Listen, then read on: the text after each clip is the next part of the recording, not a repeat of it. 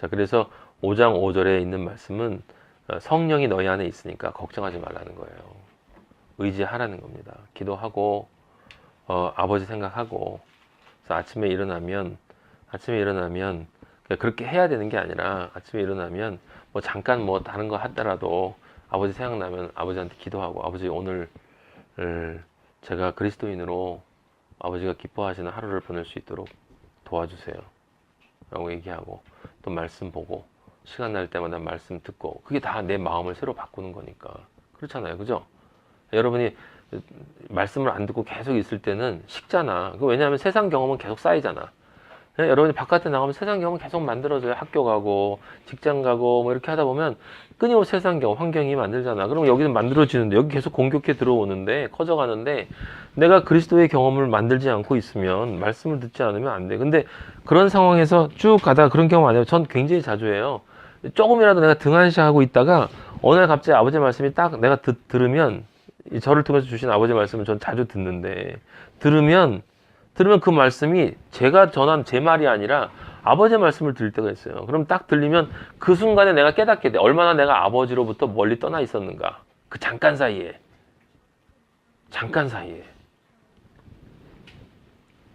계속 들어야 돼요. 그래서 그게 들어서 뭔가 나한테 뭔가 이렇게 믿음이 들어오고, 그건 맞는 얘기죠. 처음에는 무슨 얘기냐면, 우리는 예수 그리스도 안에서의 경험을 만들어야 돼요. 경험을.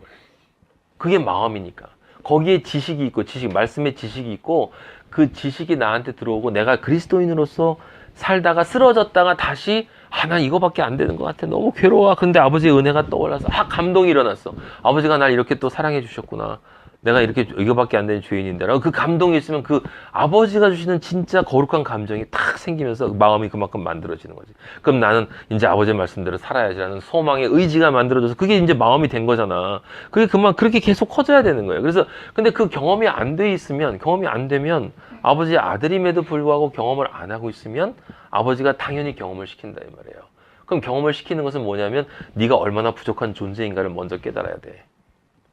계속 너는 어디서 떨어지나 알아야 되는데 너 몰라? 그럼 네가 아직 부족한 그것을 사탄이 나를 통해서 드러내도록 아버지가 허락하시죠. 그럼 사탄이 와서 나를 유혹하고, 아니면 나를 공격해서 내가 쓰러지면서 그 순간에 또 아버지 원망하고 막 이러다가 어느 순간에 아버지 은혜를 또 깨달으면 또 눈물 흘리면서, 아버지 죄송합니다. 제가 또 아버지를 의지하지 못했네요. 라고 할 때 은혜가 깨달아지는 거예요. 그래서 그렇게 억지로라도 아버지가 경험을 하도록 시키신다. 그 야고보서에 있는 그 환난을 이기는 자가 승리한다라는 얘기할 때, 그 환난이 아버지가 하시는 게 아니라고 했죠. 시험을 주시는 게 아니라고. 시험을 참고 견디는 자에게 복이 있다라고 하셨지만, 그 시험이 사실은 이 환난인데, 환난에 속하는 것인데, 그것은 아버지가 주시는 게 아니라 내 탐심, 내 안에 있는 욕망이 만들어내는 거다. 그건 다른 얘기가 아니라, 아직 내가 그리스도로 완성되지 않았기 때문에 당연히 나올 수밖에 없는 거예요.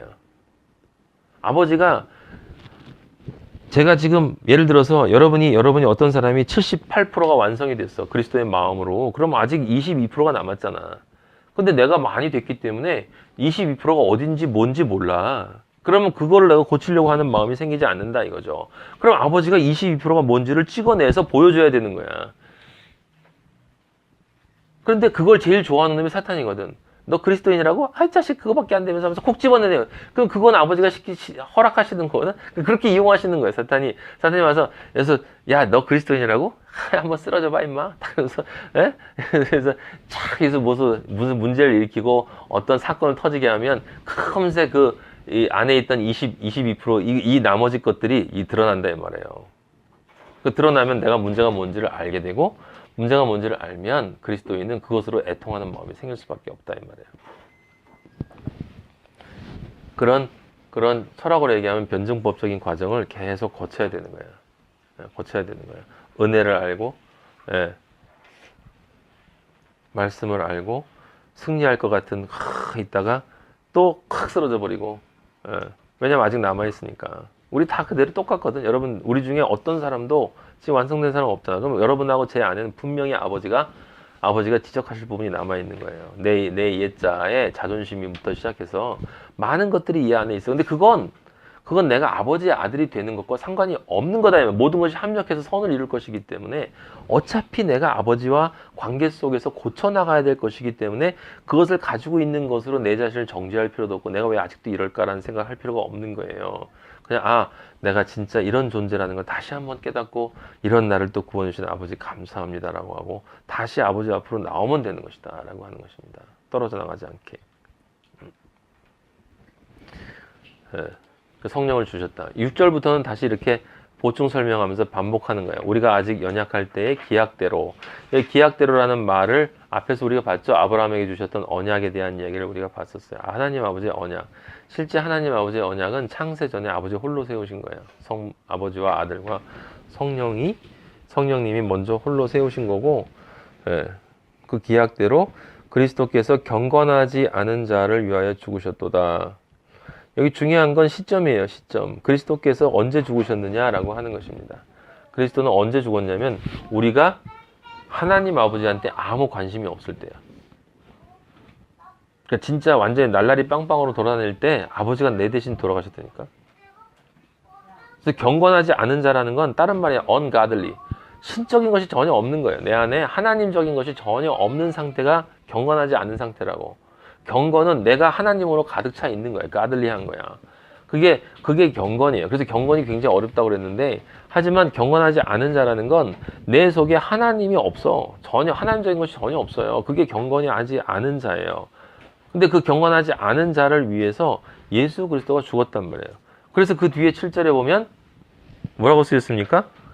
의인을 위하여 죽는 자가 쉽지 않다. 그러면 진짜 아무 죄가 없이 보이는 세상에서 아무 죄가 없이 보이는 사람, 진짜 훌륭한 사람을 위해서라도 그 사람을 위해서 죽는 자가 별로 없어.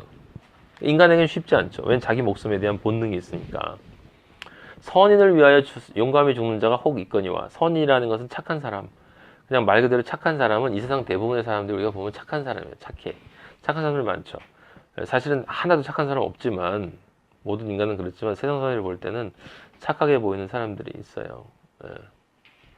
법 없이도 살 수 있는 사람들을 위해서 사람들이 죽어요. 우리 사회에 보면은 무슨 인권을 위해서 죽는 많은 사람들이 있잖아요. 그 사람들이 근데 많지는 않죠. 혹이 있죠. 혹. 근데 이 세상에 어떤 사람도 완전히 죄인인데 그 죄인, 내가 전혀 모르는 죄인이야. 그것도 아주 못된 연쇄살인범 정도가 아니라 진짜 지저분해 터져 있는 어떤 존재가 있는데 그 존재를 위해서 그 존재가 나를 전혀 알아주지도 않는 상태에서 나를 전혀 알아주지도 않아. 계속 살인하고 저지르고 다니고 있는데 그 존재가 살인하고 저지르고 다니고 있는 그때 그 사람을 위해서 내가 죽었단 말이야. 5장 8절에. 이게 멍청이지 이게 예수님이. 이게 바보짓이지. 에? 세상에 이런 멍청이가 어디 있어요. 제가 볼 때는 이거는 진짜 뭐하러 이래? 이럴 필요도 없고 이거 해봤자 아무 소용. 어차피 지금 나도 모르고 이러고 돌아다니고 있는 저 인간을 위해서 예수 그리스도께서 돌아가셨다 이 말이에요. 근데 사실은 우리가 다 그 사람들이었어. 여러분들과 제가 아버지를 모르고 살았던 때를 생각해 보세요. 그게 바로 이때거든. 우리가 아직 죄인 되었을 때에. 이게 말이 그냥 아주 죄인 되었을 때 이렇게 고상하고 품격 있게 써놨지만, 더러웠다는 거예요. 아주 아버지가 가까이 하시기엔 너무 더러워서. 우스갯소리를 제가 전에 말씀드렸지만, 이렇게 감각적, 우리 육체를 봐도 아버지가 왜 구멍이란 구멍으로부터 전부 지저분한 것만 나오게 만드셨겠습니까? 귀에는 귀팝 있고, 코에는 콧물 있고, 입에서는 더러운 이 냄새는 침 나오고, 그다음에 소변 보고, 응아하고, 유일하게 깨끗하게 나올 수 있는 건 눈물밖에 없다고 그랬어요. 눈물. 그래서 우리가 흘려야 될 건 눈물이야. 애통의 눈물. 우리가 얼마나 지저분한 것들을 끊임없이. 근데 예수 그리스도는 우리에게 뭐라고 그러냐면, 그러한 것들이 더러운 게 아니야. 그건 그냥 자연스러운 거야. 어차피 다 흙이야. 진짜 더러운 건 너희들의 마음 속에서 나오는 말. 근데 그 말이 왜 더럽냐? 왜냐면 그 말이 바로 마음을 나타내는 것인데, 그 마음이 바로 선악과를 향한 마음이고, 선악과로 가득 차 있는 마음이고, 그것이 바로 사탄이 주는 마음으로 가득 차 있는 것이에요. 하나님의 원수가 되는 존재의 마음으로 가득 차서 살아가는 사람들이 세상에 모여서 서로 경쟁하고 서로 법 만들고 살고 있는 게 이 세상이잖아요. 이 세상. 거기에서 그리스도인, 진짜 하나님 아버지가 창조한 내가 나를 위해, 내가 원하는 진짜 모든 사람을 구원하기 위해서 만들었는데, 내가 창조한 그 인간들이 나를 전혀 모르고 오히려 나를 웃기게 생각하고 나를 비방하고 나를 나로 인정해주지 않는 이 세상에 어떤 소수의 사람들이 진짜 나를 인정하는 그 사람들이 있다. 그들이 사실은 이 5장 6절, 7절, 8절에 해당되는 사람이죠. 그래서 8절에 아직 죄인되었을 때 우리가 하나님 옆에서 하나님 제가 죄송해요라고 하기 전부터 옛날에 그리스도께서 우리를 위해 죽으심으로 하나님께서 우리에 대한 자기의 사랑을 확증하셨느니라. 우리가 누구예요? 모든 인간.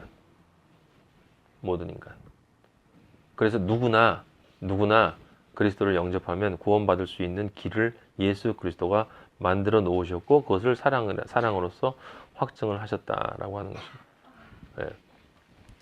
9절도 마찬가지예요. 이제 우리가 그의 피로 말미암아 의롭다 하심을 받았으니 더욱 그로 말미암아 진노하시면서 구원을 받을 것이니 10절 곧 우리가 원수 되었을 때 이게 한층 더 강해졌죠. 지금 5장 6절에 보면 우리가 아직 연약할 때예요.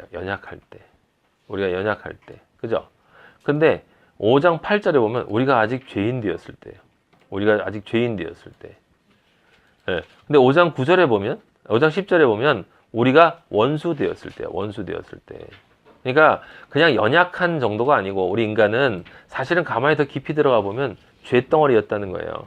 그리고 더 깊이 들어가 보면 하나님과 원수였다는 거지. 연약할 때가 아니고 죄인 되었을 때, 원수 되었을 때 점점 더 점층하면서 하지만 그 연약함도, 죄도, 원수됨도 그 모든 것을 예수 그리스도의 십자가를 통해서 하나님이 직접 자기를 죽이심으로 사람이 되어서 직접 죽이심으로 자기와 세상 사람을 화목하게 했다.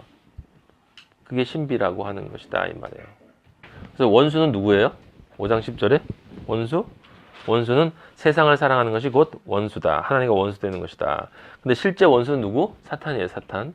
예? 누가복음 1장 71절에 보면 우리 원수에게와 우리를 미워하는 모든 자의 손에서 구원하신다라는 말이 나오고 로마서 8장 7절에 보면 육신의 생각은 하나님과 원수가 된다 그랬어요. 그러니까 사탄이 우리의 원수이고 사탄이 원하는 것을 따라하는 것이 원수의 생각이에요. 원수. 육신의 생각이 원수야. 근데 육신의 생각이 뭐예요? 단순히 몸의 생각만을 나타내는 게 아니라 몸과 육과 육혼을 합쳐서 육신의 생각이라고 하는 거예요. 인류의 문명으로 만들어내서 우리가 실제로 여러분 정말 가만히 생각을 해보세요. 인류 문명을 가만히 생각해 보면 항상 새로운 거 나올 때마다 사람들은 늘 그렇게 얘기하지 않습니까? 이것이 얼마나 좋은 것을 우리가 갖다 줄 것인지를 늘 얘기해요. 그리고 문제점이 이런 것이 있을 수 있다라고 얘기하는데 그래도 결론은 항상 인간은 어떤 특성이냐면 할 수 있는 것을 안 하고 지나간 적이 없어. 늘 할 수 있는 건 다 해. 그것이 분명히 문제점이 있다는 것을 인식하면서도 그렇기 때문에 그만두는 적이 없어요. 반드시 하지. 그러면서 계속 망쳐놓잖아. 그게 하나님의 원수가 되는 거예요. 왜냐하면 그 모든 것들은 결국 우리 자신을 파괴하고 누군가를 파괴하는 것들이거든. 예? 스마트폰 같은 걸 생각해보자. 모든 게 다 그래요. 인간이 만들어내는 것들은. 전문가들이 나와서 이것이 이런 단점이 있기 때문에 이런 문제점이 있으니까 잘 쓸 수 있도록 교육을 해야 됩니다. 얼마나 말은 좋은데 실제로 그렇게 되는 사람이 있어요? 예? 이 지하철 타고 오면서 제가 다시 한번 봤거든요. 이렇게 지하철 앉아서 스마트폰 하면서 이렇게 봤거든. 그러니까 다 게임하고 있고 다 뭐 SNS 막 하고 있고 그리스도인은 스마트폰 가지고 지하철에서 성경 보고 다니잖아. 우리는 말씀 듣고 다닌단 말이야. 미쳤지. 무슨 스마트폰을 가지고 성경을 보고 말씀을 듣고 다니는 거예요. 전 근데 늘 듣고 다니잖아요. 왜?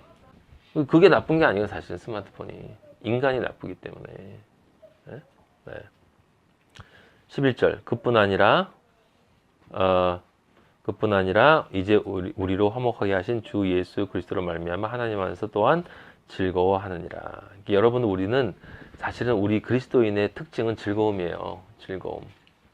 이게 즐거워 이런 개념이 아니라 내 안에 있는 이렇게 겉으로 표현을 하지 않아도 그래도 아버지와 나와의 관계 속에서 가지고 있는 즐거움. 아버지는 아시지요. 예. 전 즐겁습니다. 그래도 아버지, 지금 아버지가 훈련시키기 위해서 이 고난을 주시는데, 그래서 제 몸은 웃기가 힘들어요. 근데 제 안에는 영은 즐겁습니다. 제 영혼은 즐겁습니다, 아버지. 라고 하는 기도를 아버지한테 속으로 드릴 수 있는 존재가 그리스도인이에요. 누가 그렇게 하겠습니까, 세상에서? 예? 정말 나중에 아버지가 분명히 살아계신데, 아버지가 진짜 오셨을 때, 그리고 정말 모든 것이 내가 이 지구라는 곳에서 그렇게 오랫동안 기회를 줬는데도 그 기회를 완전히 무시하고 나를 완전히 밟듯이 밟아버리고 무시해버리고 살았던 그 모든 존재들이, 예? 아버지로부터 받을 심판이 있고, 그 다음에 아버지를 사랑하는 그 소수의 사람들이 아버지로 받을 그 있는 그날을 한번 생각해 보시란 말이에요. 그날. 인간의 영은 죽을 수가 없기 때문에 우린 죽지 않아요. 절대로 죽을 수가 없습니다. 예. 영이 없다고 생각하는 사람들이 있어요. 예. 그 사람들의 영도 안 죽어요. 예.